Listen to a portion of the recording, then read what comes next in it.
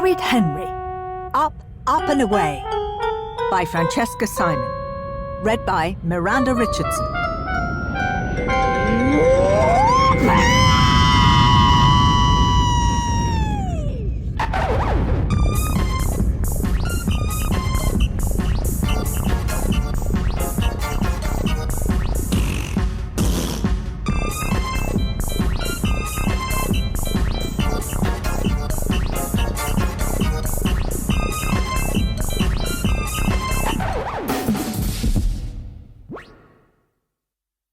Horrid Henry, Up, Up and Away.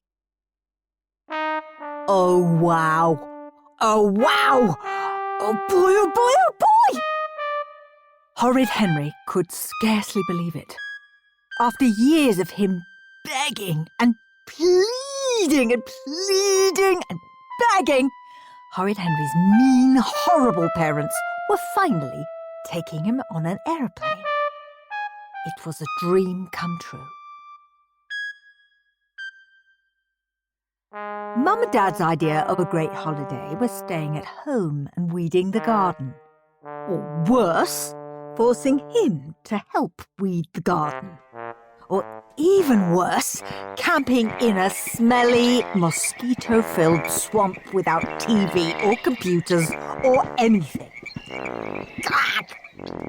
Blech! Yuck! These weren't holidays. These were organised cruelty to children. One happy day, when Henry was king, he'd make sure the kids decided where to go on holiday. And any parent who so much as whispered the words garden or camping or fresh air would get trampled by stampeding penguins.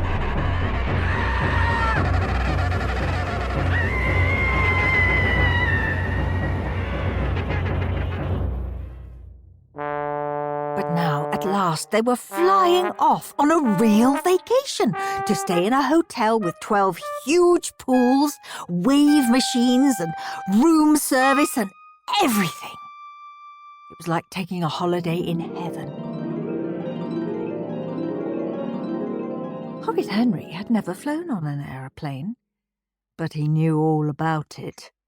Stuck-up Steve had bragged about the flight he and rich Aunt Ruby had just taken. Your own cabin, complete with baskets filled with chocolates and crisps. Luxury beds.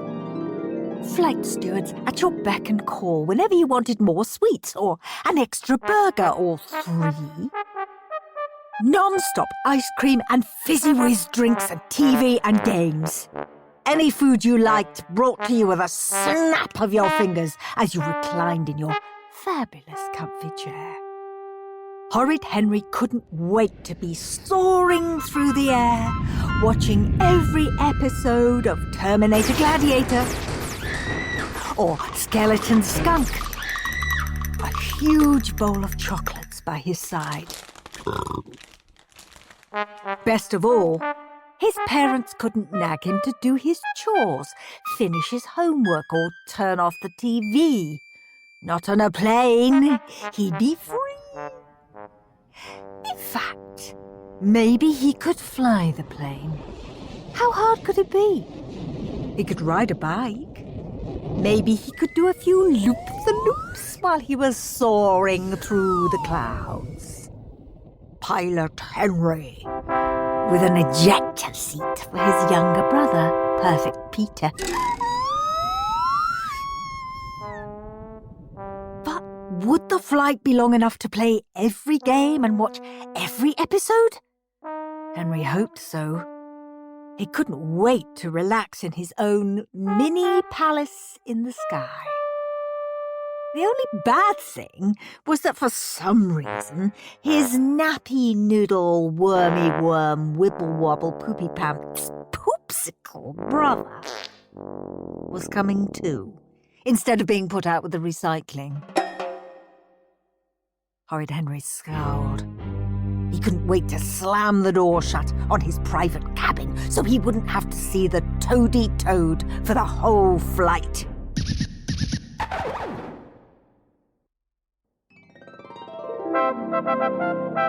At last, the great day arrived.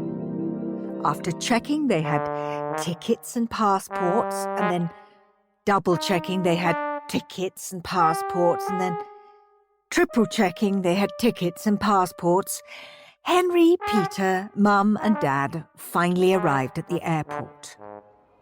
"Out of my way, worms!" shrieked Horrid Henry, zooming to the departure gate on his Marvin the Maniac glidey wheeled suitcase, crashing into people and knocking over duty-free displays. "I've got a plane to catch!" "Don't be horrid, Henry!" shouted Mum. "Henry, get back here!" shouted Dad. But Horrid Henry ignored them. Why queue when paradise beckoned? He'd already wasted so much time waiting in line to check in, waiting in line for security, waiting in line to wait in line. Horrid Henry couldn't wait another second. He ran ahead and jumped onto the jet, pushing and shoving past everyone waiting to board. He had to make sure he got a window seat. He dashed through the plane door and stared. Oh, yes! Oh, wow! Stuck-up Steve had been telling the truth. There were the huge reclining seats with the massive TVs and fluffy pillows. And even better, there were plenty which were still empty. Henry raced to bag one by the window. Horrid Henry sank into the leather chair. It was massive. There was the basket, filled with chocolates and crisps, the bell to call the flight attendant, or should he say, his own personal butler. And best of all, a ginormous TV screen, all for him. Just look at all the channels on the remote control. Horrid Henry's thumbs itched to get started. It was even better than he'd hoped. But for some reason, Horrid Henry's parents didn't rush to bag their own mini palace.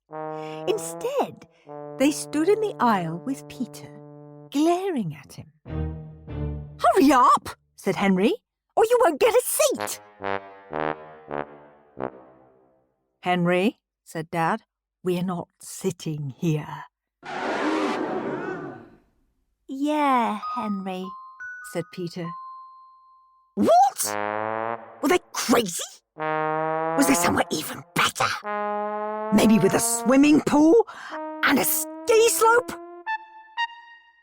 "This is first class," said Mum. "So?" said Henry, scooping up a fistful of sweets. A flight attendant walked towards them, smiling. "Hello, welcome on board. I'm Greg, here to make your flight a great one." Then Greg caught sight of Henry's ticket. His smile vanished. He grabbed the sweets out of Henry's hand. "Oi!" said Horrid Henry. "Give those back!" "Move," said Grumpy Greg, "and make it snappy." "I like it here," said Henry. He held on to the plush armrests. "Get up now, or there will be no TV during the flight," hissed Mum. Reluctantly, Henry got out of his king-size seat. Where they were going had better be good, he thought, scowling, as he followed his parents down the aisle and through the curtain. A gruesome sight met his eyes. "Stop! Let's go back!" protested Henry. Henry's parents ignored him and carried on walking. Down, down, down they trudged, towards the back of the plane. The seats got smaller and smaller and smaller. The aisles got narrower and narrower and narrower. Henry looked in horror at the cramped rows. "Turn back! Turn back! Why are we going here?" he shouted.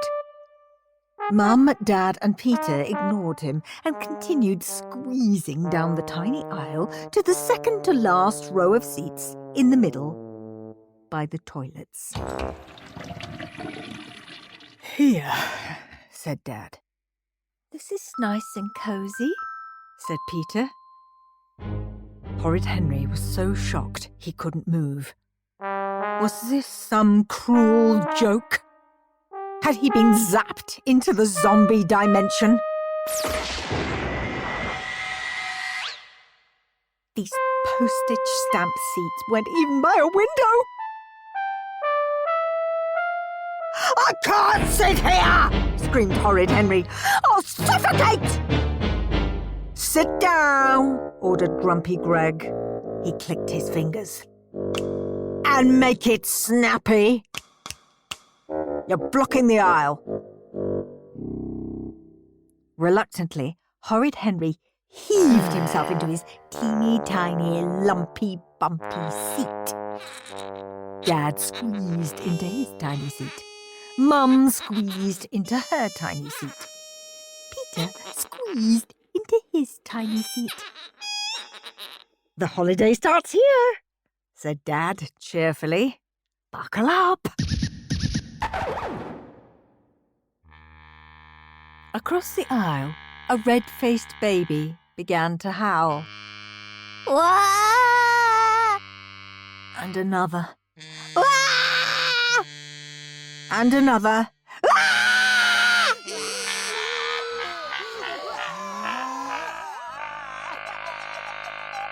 And Horrid Henry saw a terrible sight. "Where's my TV?" he wailed, kicking and hurling himself backwards in the seat. "Ow!" yelped the man sitting in front of him. "Ow!" yelped the woman sitting behind him. "Where's my TV?" bellowed Henry again. "I guess they don't have them back here," said Mum. "You can read a book," said Dad. "I've brought loads of books," said Peter. "You can borrow some of mine.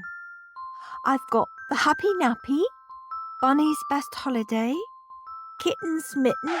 "No!" howled Henry. "I want to watch TV!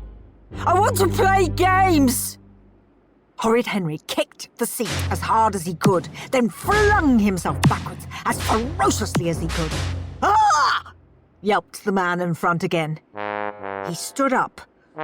Orange juice dripped down his shirt. "You made me spill my drink. I'm soaked." "Ah!" yelped the woman behind him. She stood up.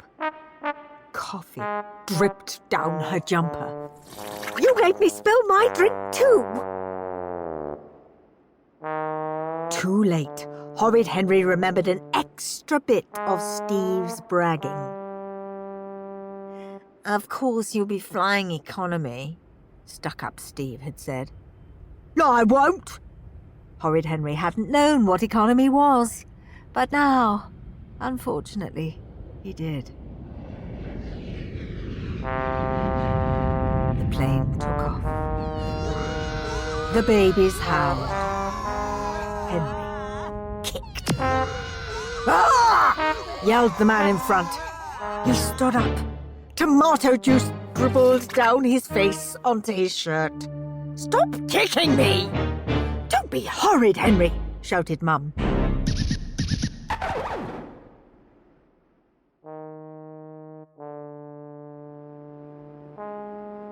Mum read her book. Dad read his book. Peter read his book. Horrid Henry kicked the seat in front. "Beef burger, chicken or vegetable baked with sprouts?" asked Chirpy Cheryl, making her way slowly down the aisle with her trolley. "Beef burger? Chicken? Vegetable bake?" Henry's tummy rumbled. But at least there were Burgers? I want a burger, said Henry when Cheryl eventually reached their row. We've only got vegetable bake with sprouts left, said chirpy Cheryl. Oh, yum, said Perfect Peter as green sludge was slopped onto his tray table. What happened to the burgers? Wailed Horrid Henry. Gone, said chirpy Cheryl. Gone? Was there no end to the misery he was enduring? No TV? No burger? Squished into a seat that would crush a grasshopper?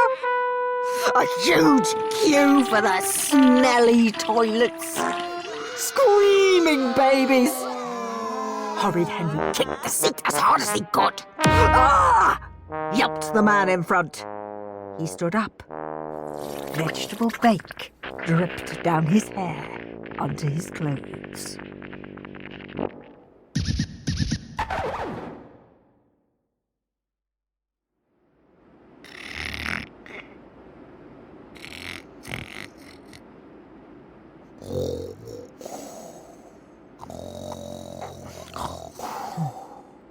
Snore, snore.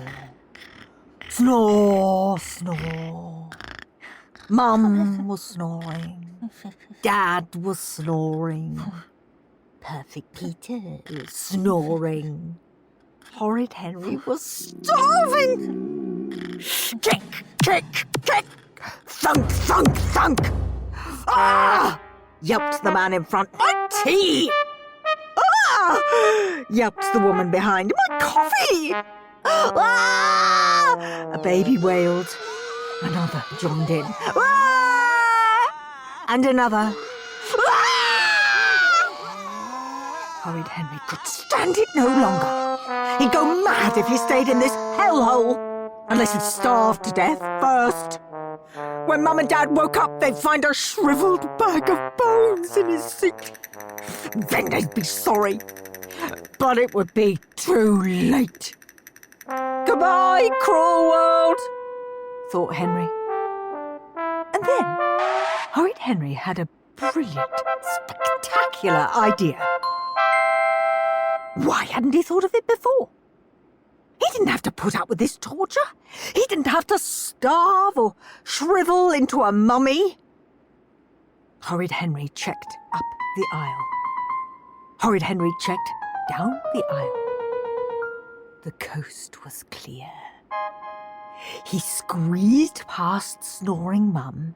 Then, quick as he could, he ran up to the front and slipped under the curtain and into first class. There were loads of empty seats waiting for him. Horrid Henry nabbed one by the window. He stretched out his aching legs and grabbed the remote. Then he snatched a bar of chocolate and stuffed it in his mouth. Ah, this was where he belonged. The lap of luxury. A dark shadow fell over him. Oi! That's not your seat! Get back where you belong and make it snappy! Snapped Grumpy Greg. No! Shrieked Horrid Henry. No! They'd have to drag him away. A long-haired man, dozing under a hat across the aisle, looked up. He stared at Henry. So sorry to disturb you, sir, said Grumpy Greg. He'll be removed immediately. Henry, is that you? Asked the long-haired man. It was King Killer. Lead singer of the Killer Boy Rats, Henry's favourite band.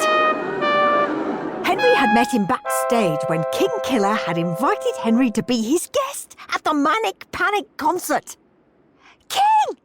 Said Horrid Henry. Great to see you, Henry, said King Killer. Get back to your seat, ordered Grumpy Greg, and make it snappy. It's okay, said King Killer. He's with the band.